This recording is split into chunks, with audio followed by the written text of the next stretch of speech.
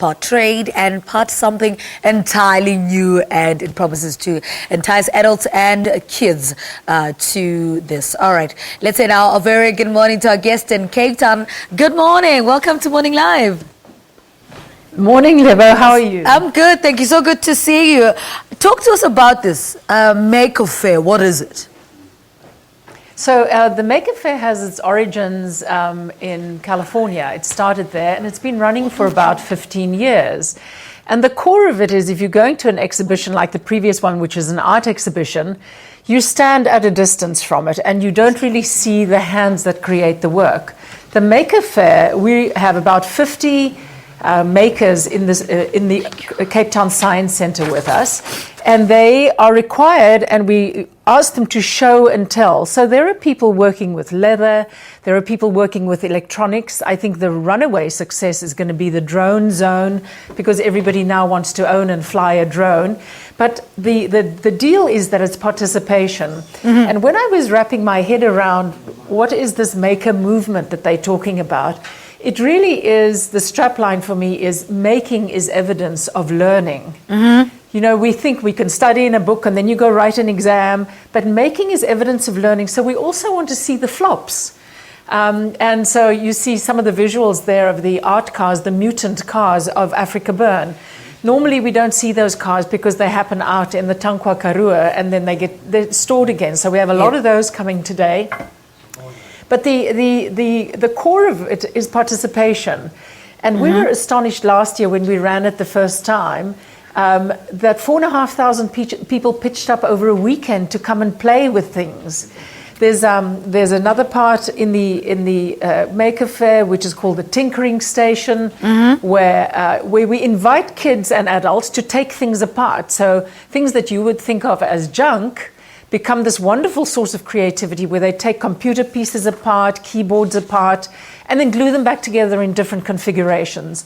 And for me, there's an important developmental part between playing when you're really little and when formal education starts. It always bridges that for me. Mm-hmm. Yeah. Alayne Reesberg, so let's talk about... It's really fun. Yeah, in those 3 days, how do you then manage to cram up all these events and make sure that, you keep people and attendees, glued to the event?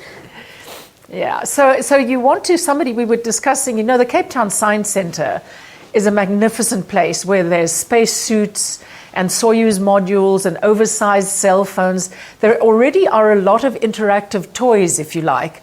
So for us, the idea was that if people don't want to do the electronic stuff, because there's a lot of robotics and electronics going on in there, then they can play with the other things that happen at the Science Centre. So learning by doing, and I noticed that yesterday afternoon we launched that the kids are likely to kick off their shoes at the entrance and then they run, either to the drone zone, there's some flywheels going on. So it's a noisy place, but you're getting your hands dirty. So I do hope people go away from the Maker Faire with more oil under their fingernails than they arrived with.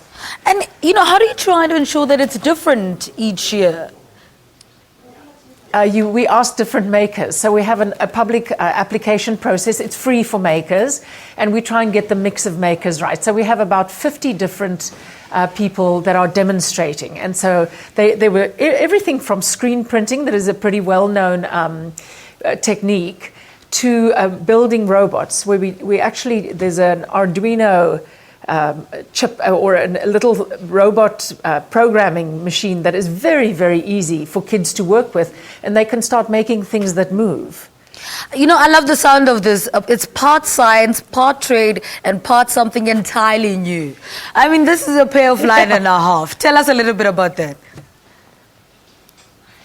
So it's not produced and very done. It's quite scruffy, actually, this lot. But then there are many things that you can't show and tell So we have a little lecture auditorium there as well, where the people from the Square Kilometre Array are coming, where people are coming to talk, PPC Imaginarium is coming to talk about fast-drying concrete and how you make art out of concrete. Now, you know, think about that material, the most inflexible material that we're around all the time, and it's completely changed by the way that they approach it.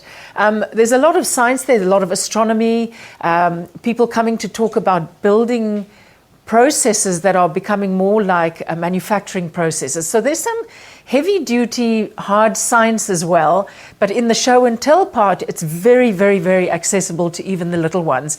And here's a story that links with your singer who was up earlier.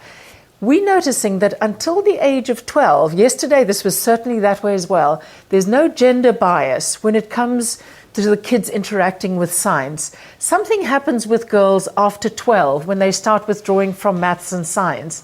And so a deep desire that I have is that we create an environment where the girls stay involved with tinkering and science and engineering, because it's such an enormous field. But it's about the geeks, the brainiacs and the nerds. It's a paradise for them. All right. Alayne, thank you so much for talking to us. Alayne Reesberg, the program director and producer of the Cape Town Mini Maker Faire, talking to us about one of the most innovative shows to hit the Mother City. It kicked off yesterday and will be on until the 28th and tomorrow. All right. So here's to hoping that we will raise young scientists as well. As Alayne said, at the age of 12, young girls start developing a love for science. All right. From one science to another science of singing.